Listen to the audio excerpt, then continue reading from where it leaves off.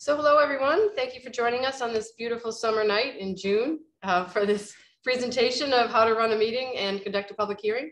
We're running this in response to numerous questions about how best to handle situations that come up in meetings and hit the legal issues, and also some advice from Chris Heap, Town Council, about situations that might come up that you might have to face with difficult people or difficult questions or just routine matters. So I will now turn it over to you, Chris.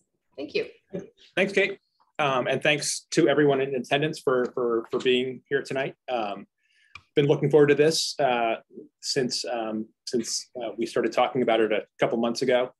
We are, as municipal attorneys, we're in meetings all the time, but it's rare that we get an opportunity to sort of go back to basics and talk generally about what works in running a meeting in a public hearing and what doesn't, and what can be improved. So I think this is a great opportunity to have that conversation. I've got a number of prepared comments that I'm going to walk everybody through, and then I hope to leave plenty of time at the end for questions, if anybody has any. Happy to stick around for as long as needed to answer questions. Okay, so in terms of how to run a public meeting or a public hearing, I think one thing that always is in play as a threshold matter is whether or not the meeting is properly happening.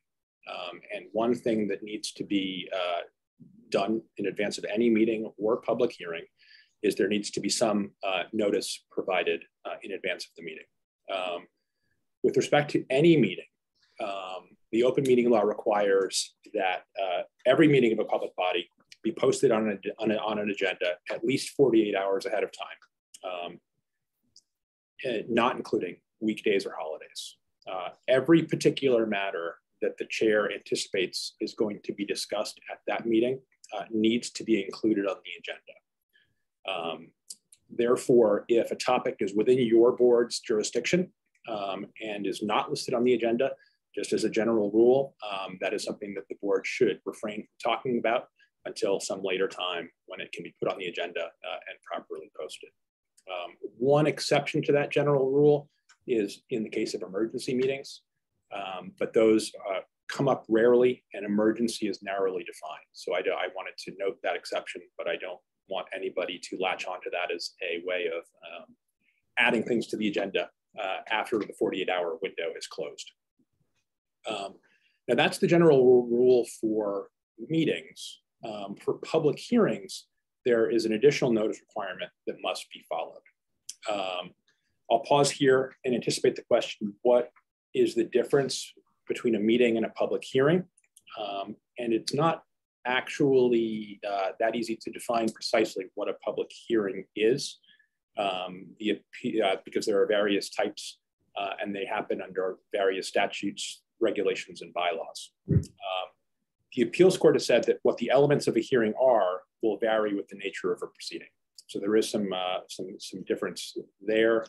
But nonetheless, for our purposes, let's say that a public hearing is something that is specifically required by a statute, regulation, or bylaw, involves creating a factual record that is going to form the basis of a board's decision on a particular matter. And also is something that connotes an opportunity for interested persons to appear and express their views on the matter, pro and con. So that's, I think, loosely defined. That's what we're talking about when we're talking about a public hearing. In any event, when we're talking about a public hearing, they come with additional notice and hearing requirements in addition to the 48 hours posting of the agenda. Those particular requirements are going to come from the specific statute, regulation, or bylaw that's going to instruct the board how much advance notice is required, who is going to need to get that notice, and how you provide it. That could be in writing, by mail, or oftentimes in the newspaper. So the key with public hearings and notice requirements is to know your statute that you're working under and identify the particular notice provisions that you are working with. Now, here I'll just pause for a minute and share one practice pointer that I've observed fairly recently, which is that I often observe boards in many towns, including Needham, but not limited to Needham, reading the notices of public hearing out loud right before the hearing is about to begin. Or as an alternative, making a motion to dispense with the reading of the notice in the actual meeting. I serve on my local zoning board of appeals, and we follow that practice and read every notice out loud before the start of a hearing. That can have the beneficial effect of establishing for the record that notice was actually properly provided, and it can also serve to focus the attention of the board and the members of the public in attendance on the matter you're about to start discussing, because often the notice includes the name of the applicant, the name of a property in question, and identifies the relief that is being applied for. But it is actually not a legal requirement that anybody read the notice in advance of a hearing. And if there's ever a desire for any board to dispense with that formality, there is no legal reason why that needs to occur or why the board needs to stick with that practice. Next up, just as a preliminary matter, is I wanted to talk briefly about remote participation in public meetings and public hearings. This is something that is, I think, likely coming up more now with the return to in-person meetings in town hall and the transition away from fully remote Zoom meetings where all of the members of a board are remote. With the return to in-person meetings, and this is in accordance with a policy that the select board approved, I believe last week, some members of a board may choose to participate in a meeting or a hearing remotely when attending the meeting in person would be unreasonably difficult. That's the standard at play here. Some examples of what might qualify as unreasonably difficult would be a personal illness or a disability, a family or other emergency, military service, or geographic distance between the member and the actual physical meeting at town hall. So if someone is able to qualify for that remote participation, there are a couple of rules that the board and particularly the chair would need to keep in mind in order to facilitate it. First one is that either the chair or someone acting as chair must be physically present at the actual meeting. The person chairing the meeting cannot be the member who is participating remotely. All remote members must be clearly audible to the remainder of the board that is physically present and all members of the public who are in attendance. The remote member must have access to all of the same materials that the members who are physically present have access to, and all votes that are conducted in the course of that meeting where one or more members are remote need to be conducted by roll call vote. And just to note, any mechanism for remote participation, whether it be phone, Zoom, teleconference of some other form, is acceptable as long as the member who is participating remotely can be heard audibly. That's the important point there. One other, I think, relatively minor point, but one that is important under the open meeting law and needs to be paid attention to, is the question of will the meeting be recorded? Pursuant to the open meeting law, if a meeting is to be recorded, either by a member of the public who is doing the recording or by the Needham channel, the chair is required to advise the attendees of the meeting that the recording is occurring. So that in many, if not most cases, I think that should be a standard component of the beginning of a meeting, just advising everyone in attendance that is happening, if indeed it is. One more preliminary matter, just in terms of running a meeting. It is important under the open meeting law to make sure that the meeting room where the meeting is happening is large enough to accommodate all of the attendees who are there in person. If there is spillover for any particular matter, the chair should arrange for the meeting to be moved or a spillover room to be generated where somebody can be watching it on video, or continue the meeting to a later date. Okay, moving into management of a meeting. First thing to talk about is time management. To me, having observed many municipal meetings, one of the biggest hallmarks of a well-run meeting is time management. So I wanted to include that as a point of the conversation. Time management of a meeting requires attention on several levels. Each item on the agenda needs to be managed efficiently on an individual basis. So for example, if an agenda item is allotted for 30 minutes, ideally it shouldn't go too far beyond that. And also the agenda for the whole evening must be managed to keep things moving and concluding more or less on schedule, so that the agenda, to the extent that it includes times, that the schedule is more or less adhered to. There often is nothing more frustrating for board members and attendees from the public than having a meeting running an hour behind at 10 o'clock with several important and possibly time-consuming matters left to be addressed before the conclusion of the meeting.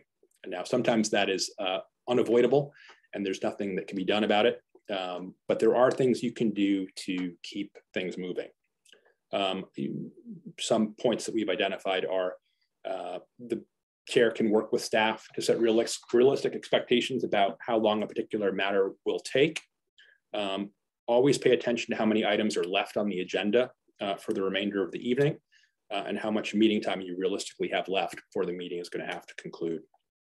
And if a particular matter is going overly long early in the agenda, and there is more left to do before the end of the night, the board can always ask whether it has the luxury of additional time to act on that matter.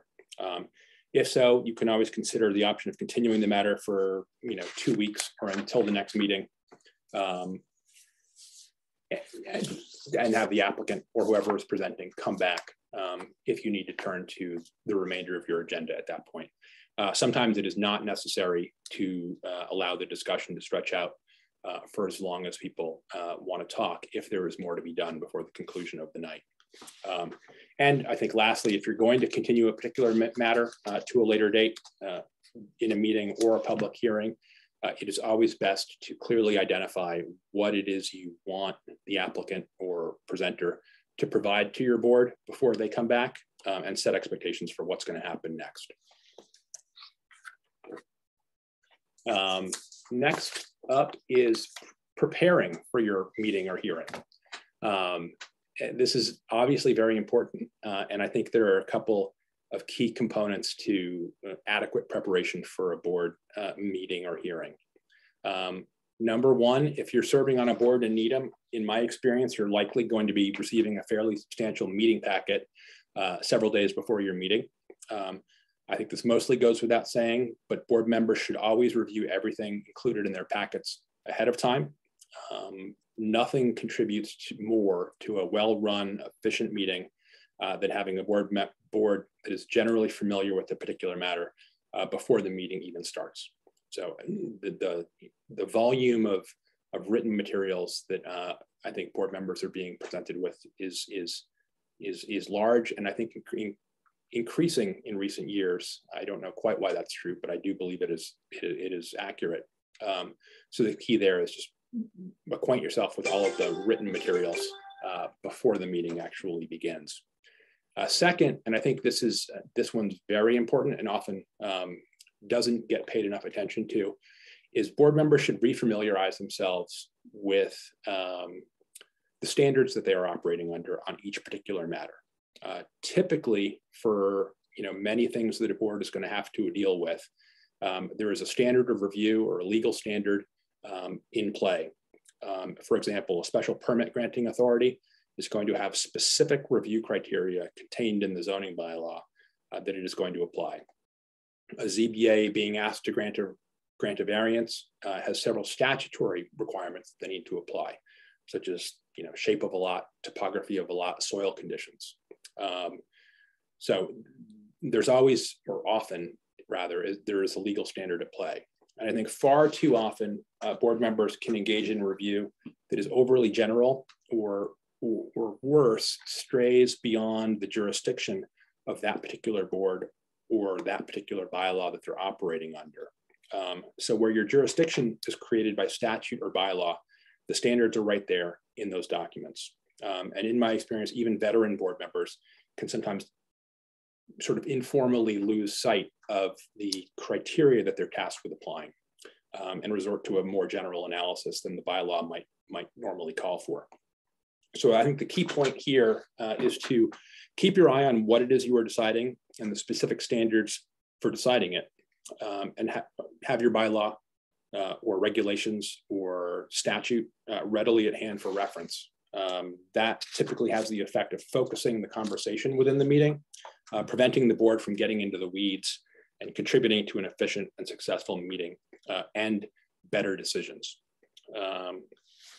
And finally, in terms of preparation, after you've reviewed the written materials in the packet and reacquainted yourself with the applicable standard of review, the last recommendation is come to the meeting prepared with questions, comments, or anything you want to offer in the meeting. Oftentimes it is helpful to come ready to go with what it is you expect to say. Obviously things may change depending upon the presentation from an applicant or information that comes in the meeting itself, but it's always best to come prepared. Next up, in terms of when reviewing any particular matter within a meeting or public hearing, just a general note on what is the most common order of presentation. Generally speaking, the most commonly followed order would have the chair introduce the next item on the agenda that is going to be taken up. And this may be a good time in the introduction from the chair to lay out ground rules, if there are going to be any, the order of presentation, and I think the schedule, the anticipated schedule. If it's clear that a matter is going to extend for 2 or more nights of meeting, it's certainly a good idea to discuss that ahead of time to set expectations for the board, the applicant, and any members of the public who might be in attendance. If it is known how long an applicant's going to present, share that information too. And if there's a lot of public comment anticipated, this might be a good time to signal to the attendees how that's going to be handled. But we can certainly talk more about that in a little bit. Then in the normal state of affairs, the applicant or the petitioner or presenter goes first, followed by board member comments, questions from the board, and then public comment and questions. At that point, there will typically become a decision point as to whether or not the matter is ready to be concluded or whether it needs to be continued to a subsequent meeting for more information. Now that order is not set in stone by any means. That's just sort of what is most commonly observed and followed by local boards. There may certainly be reasons to depart from that normal order in some circumstances. For example, if we're talking about a long multi-night public hearing on a complicated matter, you may want to split up the applicant's presentation into one night, public comments to another, and start public comment on night 2. That's just a possibility.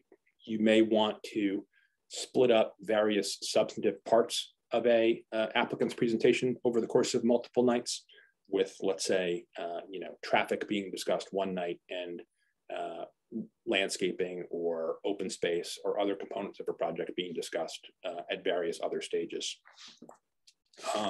And oftentimes there may be some value in rearranging the board member comments and the public comment. Sometimes, depending upon the nature of the application and the level of public interest, it can be difficult to put public comment off beyond board member comments. For example, if an applicant has presented for an hour and a half and the board members have an hour of comment, oftentimes it may be best to allow for some public comment before the board members take their turn. Next comment is just first the question about when to allow for public comment. A general note under the open meeting law is that the open meeting law typically requires members of the public to attend all board meetings. But public comment generally, but the open meeting law generally does not allow members of the public to offer comment or speak to every issue that may come before the board. A board may wish to allow general public comment on each matter, but that can be a matter by matter decision. Some boards allow for general public comment at various points in the meeting, sometimes at the beginning, sometimes at the conclusion. That is not required, but to the extent that a board chooses to allow general public comment during its meeting, there are a few considerations to take into account. It is probably best to announce at the beginning that the time for each speaker is limited in a general public comment period to 2 or 3 minutes. I believe the select board's limit is 3, and that tends to work, I believe, fairly well. The board may wish to limit public comment to matters within that particular board's jurisdiction and to matters that don't otherwise appear on the agenda with public comment at other points in the meeting.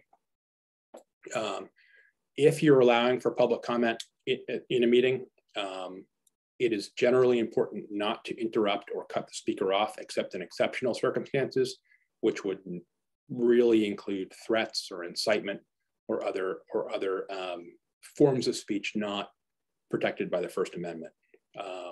Once a speaker is allowed to begin, for First Amendment purposes, generally you don't want to interrupt or cut that speaker off. There was an example within recent years in Natick, where the Natick School Committee during public comment period interrupted and cut off a public speaker, and that resulted in some problems for the school committee in that example. And finally, if you're allowing for public comment, there is no need for the board to respond or comment to what the speaker has to offer. Oftentimes, it may be best to simply allow the speaker to speak their piece and then move on and allow the next speaker to go or move on to the next matter on the agenda.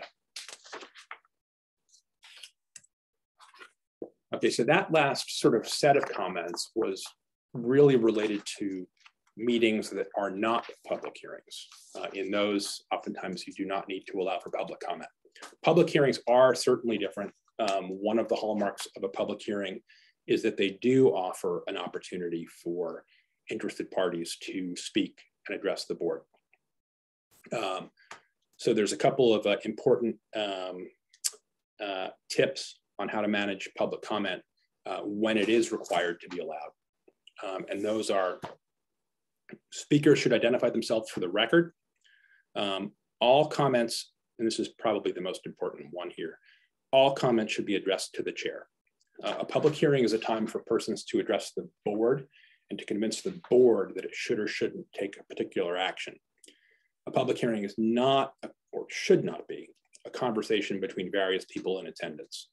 The single greatest thing in my experience that can cause a meeting to spin out of control or cause tensions to rise is having parties talking directly at each other within the meeting.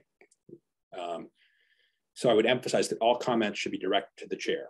If the chair or the board believe that a comment from a participant is warranted or a question needs to be answered by another person in the room, they can certainly invite those responses from the relevant parties. But again, those are, I think, decisions for the chair to make, not anything that should be generated by interaction between private parties in attendance at the public hearing. And oftentimes, it's important for a board to navigate how to handle large volumes of public comment, either a group of people who has a lot to offer or a large number of people who all have comments to offer individually. So a couple of strategies that a board can adopt if they need to. Well, actually backing up, before diving into the strategies for managing public hearing, I guess by general strategy, I would say, is that generally the best approach is to allow public comment is to let everybody speak their piece for as long as they reasonably want to.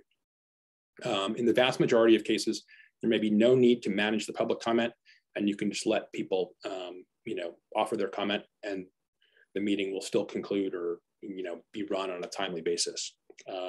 So if you can diagnose the particular meeting and don't believe there's any need to do anything to manage the public comment, I would always suggest to allow it come in. That insulates the board from any criticism that interested parties within the public hearing have been deprived of an opportunity to be heard. But however, if the size of the crowd or the number of comments seem to need some management, some strategies that can certainly be adopted are as follows. You can limit the window of time for each speaker to talk to a reasonable amount of time, 3 minutes, 5 minutes, depending upon the volume, would certainly be reasonable. The board can also signal clearly that there will be more nights of public hearing to come, an additional opportunity to comment later, so that the members of the public in attendance understand that they don't need to get all of the information they have to offer before the board in one single session.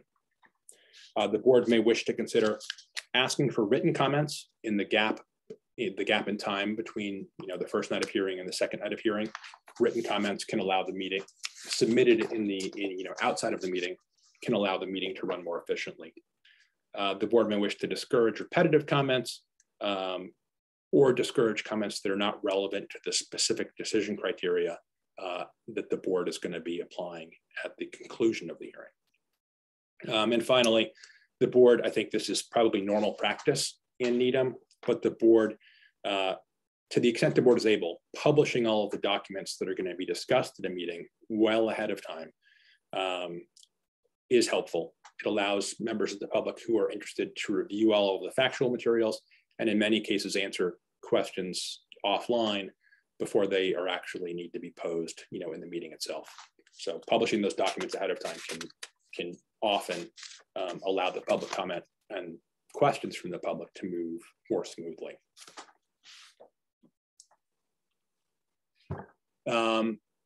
Next up, just a quick note on the power of the chair to manage a meeting, should the need ever arise.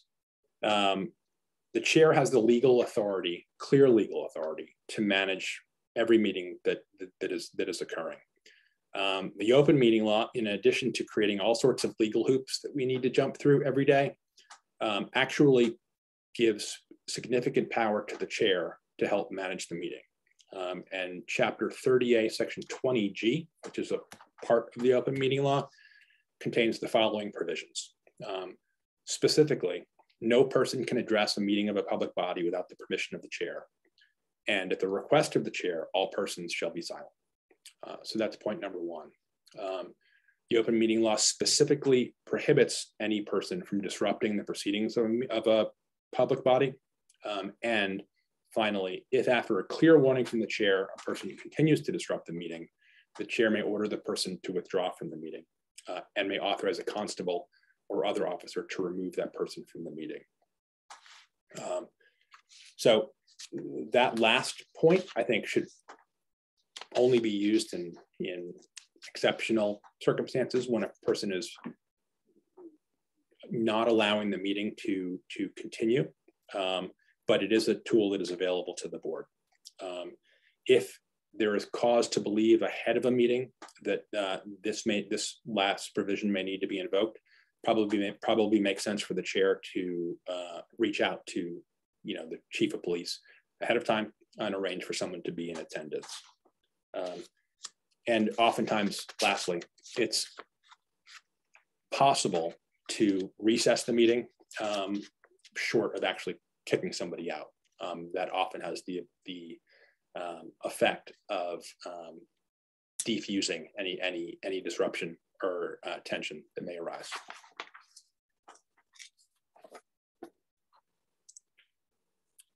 So that's several tips on how to run a meeting and a public hearing. There are a couple of things that the board members should be aware not to do. I think that I wanted to bring up at this point. Number one, don't deliberate outside of a meeting, either verbally or by sharing written opinion material before or after a meeting. These are two important points. And by deliberation, I mean any communication between a quorum of a public body on a matter within its jurisdiction must happen within a meeting. So this is a point to caution board members: do not communicate with a quorum or more of your board outside the public meeting, verbally or in writing. And the in writing part is important because with the distribution of sort of modern board packets in advance of a meeting, this is an important point to bring up. The open meeting law allows for distribution of meeting materials before a public meeting, but it does not allow, provided that the board members do not share opinions in those written documents that are circulated in advance of a meeting. The leading case on this point is Bolter versus the Board of Selectmen of Wayland. In that case, the Board of Selectmen of Wayland circulated evaluation forms of an employee that they had each filled out individually to the entire board before a meeting. Each of those evaluation forms contained basically opinion material from the individual board members. And even though there was no actual conversation happening in advance of the meeting, the sharing of those written opinions to the entire board was found to constitute a violation of the open meeting law. There is an exception to that rule, but it's narrow, and that is that if all of the evaluation forms had been published online before the meeting and copies had been made available at the meeting at which they were discussed for the first time, the SJC said that that would have been okay under the open meeting law. But that's a narrow distinction. And the key point there is that board members should be aware of circulating by email, by letter, in any written form, their opinion to any other board members in the materials that are circulated in advance of a meeting.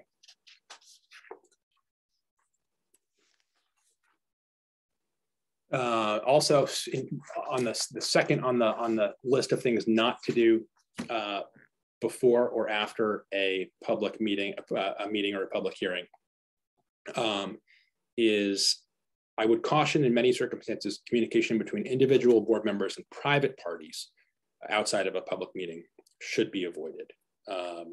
Now, this concern is generally not present with respect to lots of things that might come up in a regular meeting, but this concern is absolutely something to avoid in the event of a public hearing for the following reasons. One of the purposes of a public hearing is to create a record of the facts that the board will base its decision on. The appeals court said in the case of McCrae versus Flaherty that the open meeting law provides for public access to the decision-making process when it is in a formative stage, several steps removed from the eventual result. That purpose is or can be undermined if board members are learning facts about a matter outside of the hearing itself from persons who may or may not participate in the hearing or who may or may not share whatever information was disclosed outside of the meeting later on in a public setting. So generally, members of the public should be able to watch the board gather it. So generally with respect to a public hearing, members of the public should be able to watch the board gather facts, deliberate, and decide things. And again, this purpose can be undermined if board members are learning about a matter independent of what is being shared publicly within the hearing. In addition, even if outside conversations between board members and private parties do not involve any undue influence or anything actually improper, it can still create the illusion of undue influence or impropriety. And that illusion is something that I think is better avoided whenever possible. And there's a couple cases that I've cited here that I think illustrate that point. In Montgomery versus Board of Selectmen of Nantucket, the court discussed ex parte communications, which are simply communications occurring outside of the public hearing between the chair and the applicant, and noted that ex parte communications raised the specter that the commission may have considered improper factors or acted for reasons outside its mandate. So the court there wasn't saying that it did, just that it created the concern that those things might occur. And again, those things are best avoided. Another one is in the case of Caruso versus Paston, the appeals court considered a case in which the ZBA, after closing its public hearing, but before rendering a decision, met with the local planning board to, I believe, get advice as to what it should do or not do in its decision. The appeals court stated, quote, although we think the Board of Appeals should not have discussed the case with the planning board following the conclusion of its public hearing and prior to issuing its decision, we see nothing in the facts of the present case which requires us to annul the decision of the board for that reason, end quote. And finally, in Valley Properties versus Chelmsford ZBA, which is a land court case from 2006, two planning board members met with an applicant after the public hearing had closed and again before the decision was rendered. And that was raised as a point in the litigation by people who appealed the permit. The land court judge there said, quote, although I do not suggest that it is appropriate for local board members to attend private meetings on a matter after the public hearing has been closed, there is nothing in the record to suggest that substantial justice in the local administrative process has not been accomplished, end quote. Now, what you see in each of those last two cases that I mentioned is, I think, first, a general disapproval of ex parte communications between private parties and board members, and a legal question about whether the contents of those meetings rose to the level that the decision had to be undone by the courts. In each of those cases, the ex parte communications did not actually rise to that level, but it was a question that got litigated, and it's a question that might have gone the other way, depending upon the exact nature of the ex parte communications between the board and the private parties. So I think there is always the question of whether or not any outside communications could rise to that level, and always best to avoid these questions entirely by confining all of the interaction between the board and the applicant to, in these kinds of cases, to the public hearing. Also,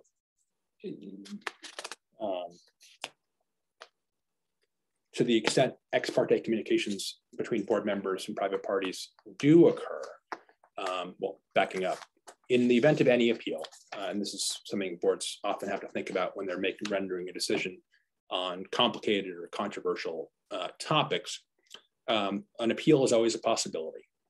And a board member in a permitting context generally is not going to be individually subject to discovery.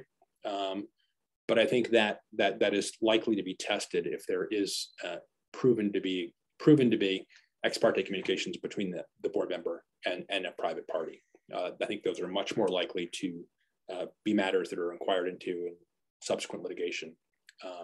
So again, better practice is, to the extent all communications can be confined to the public hearing itself, that is certainly the better approach.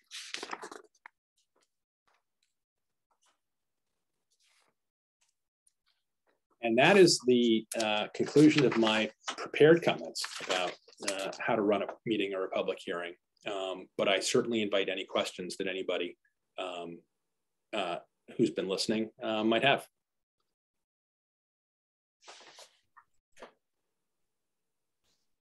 Okay, we have a question from Peter Pingator. I think I'll just have Peter, have you ask the question? There you go. Hello, Peter. Sorry, Kate, I didn't hear that. Go ahead and ask your question.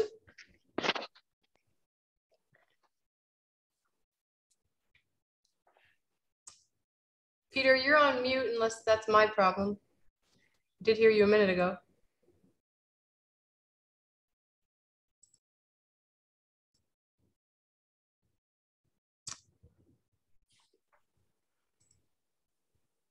Okay.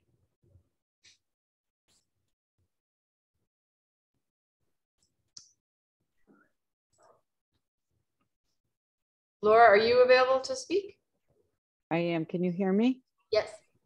Hi, Kate. Hi, Chris. Thank you so much for this. I'm an incoming chair of the Historical Commission, and I think I'm probably pretty new to this whole thing. So is this presentation available to be received on, in a PowerPoint or whatever format it is by email or somewhere online? Yep, we're going to be sending the slides, and we'll be posting the video of the meeting, and I will send it to everybody who was here. Okay, because I didn't get an invite to this meeting. Peter was kind enough to send it to me unless I missed it. So I just want to make sure I'm on the list to get all that. Yep. And in regard to looking up the laws that you reference, I know where the town bylaws are, but you referenced some mass general laws. Would we just Google those if we had questions about something that might be covered by one of those regulations?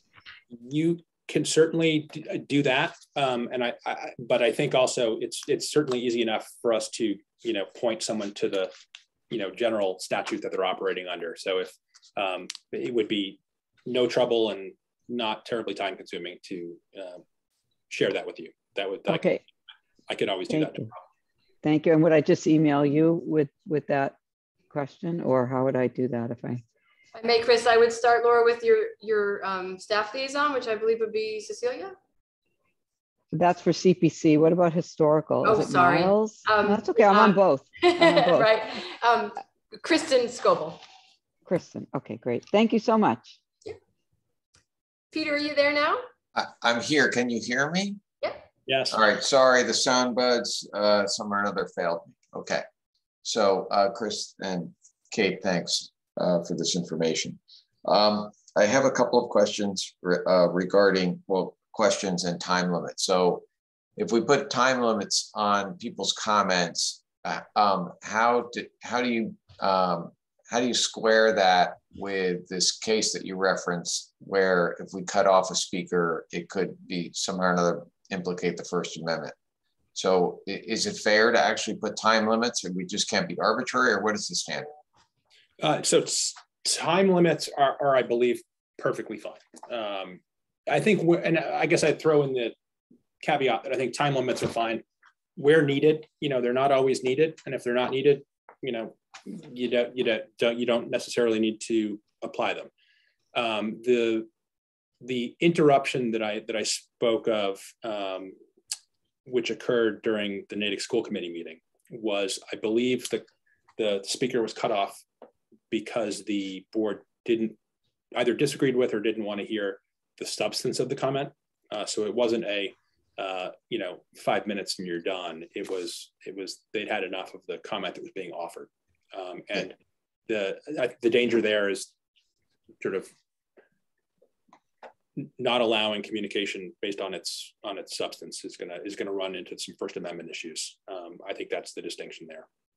Okay, and then two other comments, if I may, maybe three. They're very short though. So we kind of had this kind of tradition, kind of in the can form, which is similar to what you have in terms of managing the public hearing.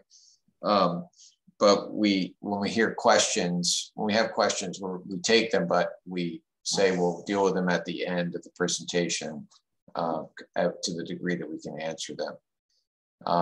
And then the other, which kind of is a nice, which actually keeps the meeting going along, maintains control, because I was at one absolutely cringeworthy meeting where people were just not familiar with the process. A lawyer actually wanted to cross-examine a select board member. It's just not how it's done. And so that's kind of one of those things that I like to say, just to maintain kind of control and let people know that it's a different environment than a courtroom.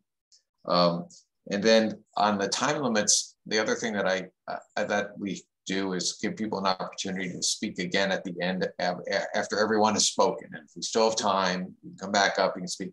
Because I think one of the things about in today's environment is just making sure everybody has an opportunity to be heard. And so if you put time limits, they get, people may have an emotional reaction to that. But if you assure them they get to speak at the end, they feel like they're reassured. I mean, it's just one of those little things that I find kind of helpful to people. It's just available if they need to do that. So that's actually a comment about the guides that we put out. I'm just cribbing from other elders' notes that I've gotten over the years. Okay. But the one question that I did have was kind of squaring limiting time. So we can limit time. We can't be arbitrary.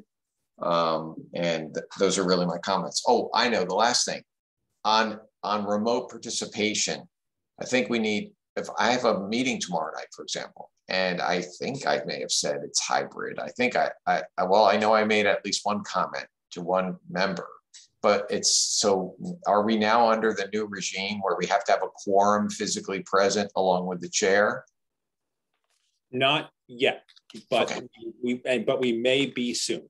So I confess I've lost track of the actual turning point. But July 15th, unless changed by the legislature. And so we'll get the revised bylaws sent to the local town bylaw. The revision will be sent to the town committees, and we'll know ahead of time. But July 15th, if we do, right, Kate, because we're putting this bylaw together, I guess, or so the select board adopted a policy, and we'll have that out by the end of the week, and that goes into play July 15th, assuming the current scheme expires. But there's indication by the legislature that they may pass something to extend it through next year. So we're in this state of limbo, but if anybody has a meeting after July 15th, they should assume that they can't do it fully remote and they have to follow these new guidelines, but that everything will be in flux through July. Okay, so those are my questions. Thanks very much. It was great. Thank you. I'll second both of Peter's comments. I think, it's oftentimes a public hearing can get a little bogged down if it's a Q&A session between private parties and the applicant. And I think it's preferable in many cases for public comment to be expressing opinion about what the speaker thinks, and to the extent questions can be saved to the end or answered offline between sessions, that's certainly helpful. Okay, that's great. Thank you again. Thank you, Peter. Marianne? Hi there. Hello. Thanks, you guys. So I just have a question for us and for other people with increased remote participation. Occasionally, we see instances where a member of the public or somebody is participating remotely and again, makes a decision to talk over other people or doesn't respond well to being told that their time to talk has finished. So I just wanted to be clear on what the guidelines were for that kind of a situation, because you spoke about how to remove people from a physical public hearing, right? But it seems to me that there's probably an analog for a remote public participation in such a hearing. I believe it would be the same, or well, not the same, because they're not physically there, but the steps would be the same, which is a warning. Before you can have someone who is disrupting a meeting physically removed, the chair must provide a warning that they need to stop talking, that is a likely consequence. I think the same procedure would follow here, with a verbal warning, which can be difficult to apply if someone who is physically present chairing a meeting is being talked over by someone who is on Zoom. But I think the warning followed by just an instruction that whoever's manning the Zoom cut off the speaker would suffice. Okay, thank you.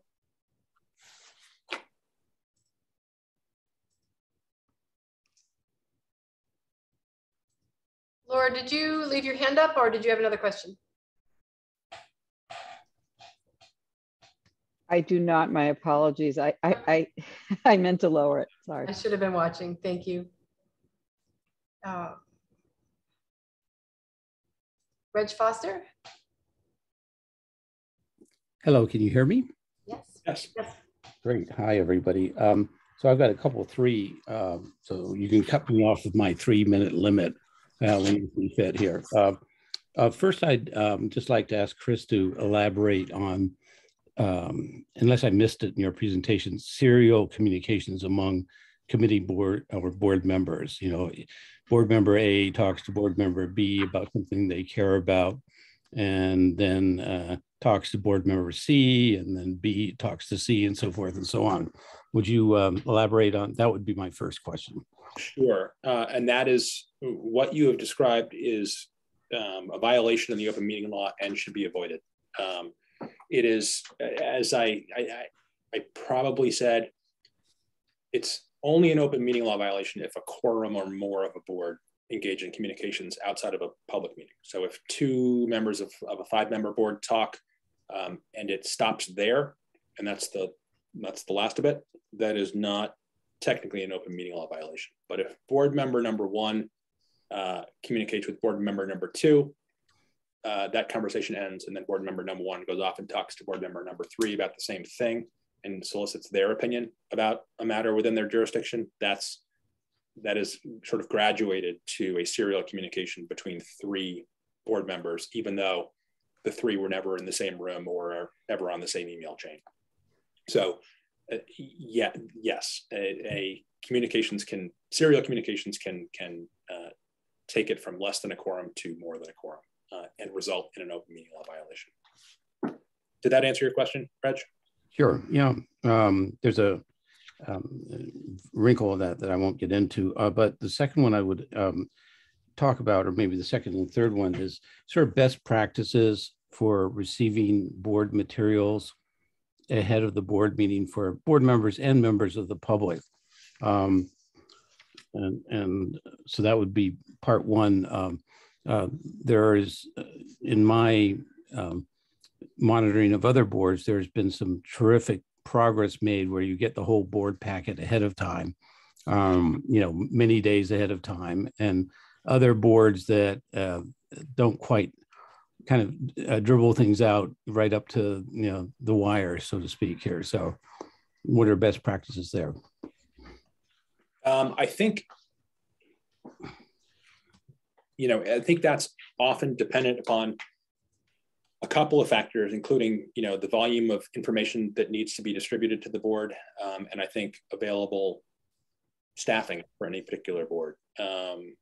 But it's certainly better to distribute all of the applications materials, all of the written submissions, letters, anything that relates to the business of the upcoming meeting as soon as possible ahead of that actual meeting, if possible. Okay, and I guess a follow on that is the writing up and distribution of minutes for board meetings so that they can be reviewed and approved by board or committee members while there's still a reasonable period of time for those people to recollect what might have actually happened in the meeting that transpired. That is certainly a best practice. Open meeting law requires minutes of all meetings to be produced and approved by the board. And I don't believe there is a hard and fast requirement for how quickly that needs to happen after a meeting, but sooner is better. And certainly a board can get into trouble if it lets too long go without producing and approving minutes of a meeting. Have I exhausted my 3 minutes yet? Thanks, Reg.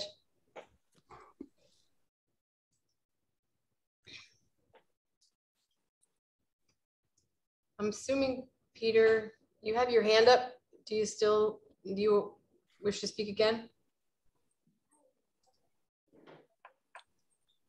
Sorry, I should have it lower my hand. Is that Sorry, right? Peter, I wasn't watching. Sorry. Okay. So is it raised or lowered now? It's lowered now. You're all set. Okay, thanks. Riveting television here. Does anybody else have any questions? We have a nice crowd here of 26 people, which is fantastic on a June night. I so appreciate your coming. Anybody else have any questions? See anything, Chris? We will get the slides out. It takes a couple days for the video to be posted on our YouTube channel, but we'll make sure that all those staff liaisons get it and make sure it gets to all the board and committee members. Chris, do you have any parting thoughts for us? You're on mute.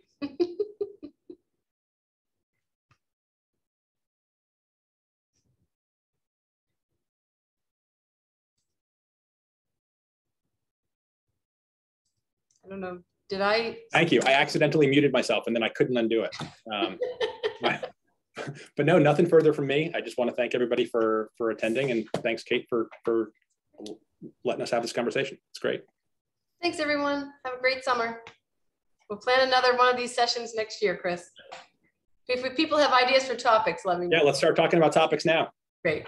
Thanks everyone. Thank you. Bye now.